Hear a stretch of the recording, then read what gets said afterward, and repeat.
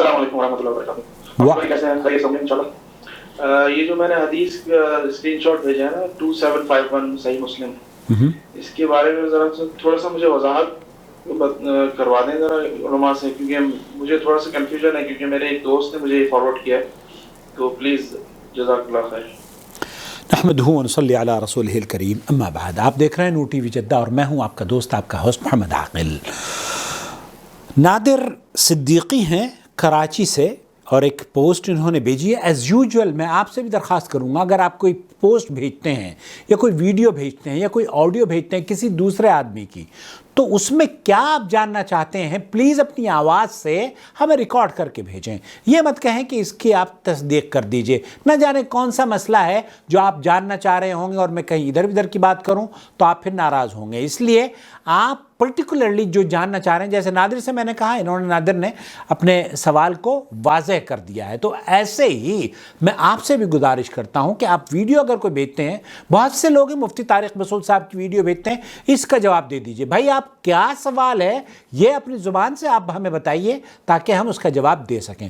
بہرحال حدیث کیا ہے؟ صحیح مسلم کی یہ حدیث ہے.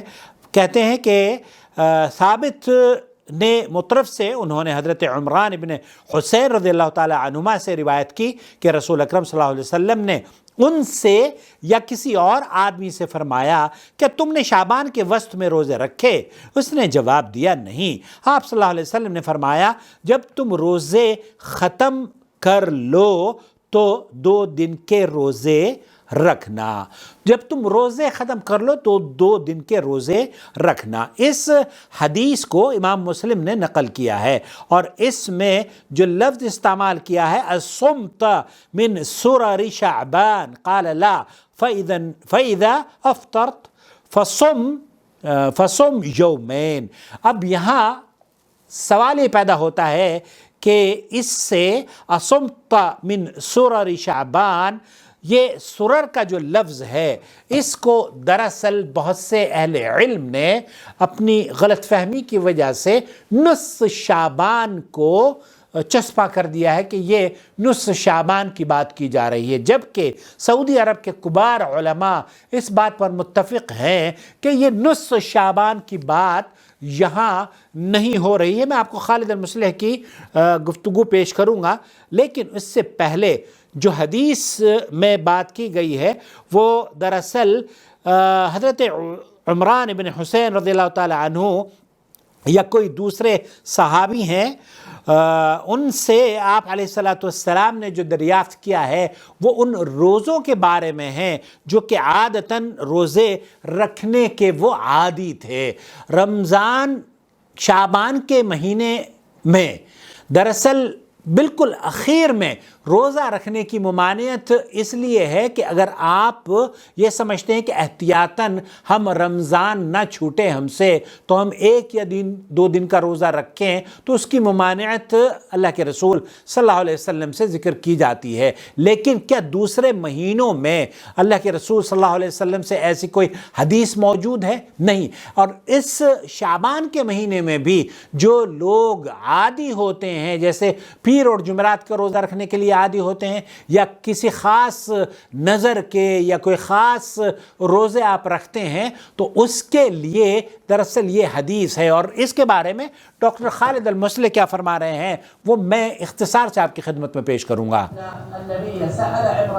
سأل عمران, جو حدیث میں نے آپ کی خدمت میں پیش کری ہے,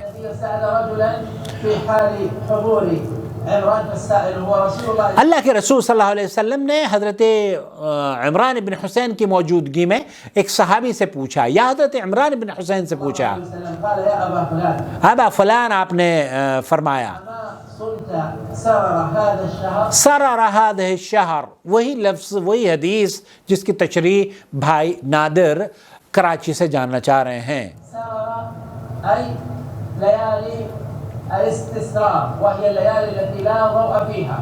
وہ دن یا وہ راتیں, دراصل سرارہ لیالی, لیالی کا مطلب یہ ہے کہ وہ راتوں کا تذکرہ کیا جاتا ہے جب کہ چاند مخفی ہو جاتا ہے, چاند چھپ جاتا ہے, اور چاند پوشیدہ ہو کر یا خاموشی سے وہ اس کی جو روشنی ہے وہ دنیا میں نظر نہیں آتی، ان راتوں میں۔ تو لفظ سرارہ کا جو مطلب ہے وہ یہاں بہت سارے لوگوں نے ہمارے یہاں یہ لے لیا ہے کہ یہ نصف شعبان ہے۔ نصف شعبان دراصل سرارہ نہیں ہے، بلکہ یہ آخر شعبان کا تذکرہ ہے، جبکہ راتوں کی روشنی خاموش یا راتوں کی روشنی چھپ جاتی ہے، ٹو بی اسپیسیفک وہ چھپ جاتی ہے۔ سرارہ یہ سمي سررا لأنها ليال خفية. سمی سرر لأنها لیال مخفیہ، تو یہ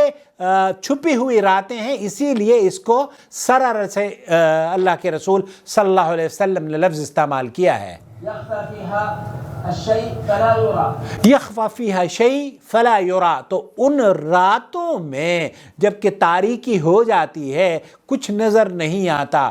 تو وہ راتیں کب کی ہیں؟ وہ نصف شعبان کی تھوڑا ہی ہوتی ہیں، نصف شعبان میں تو چاند عروج پر ہوتا ہے۔ شدة ما فيها من الظلمة. شدت ما فیہا من الظلمہ، تو اس شدت میں جب کہ اندھیرا اپنی شدت سے ہوتا ہے تو وہ رات آخری راتیں ہیں۔ یہ يكون قد انمحق ضوءه ولم يبق فيه ما ينتفع الناس به في الليل. جب چاند چھپ جاتا ہے اور لوگ دنیا میں بسنے والے اس کی روشنی سے مستفید نہیں ہو پاتے۔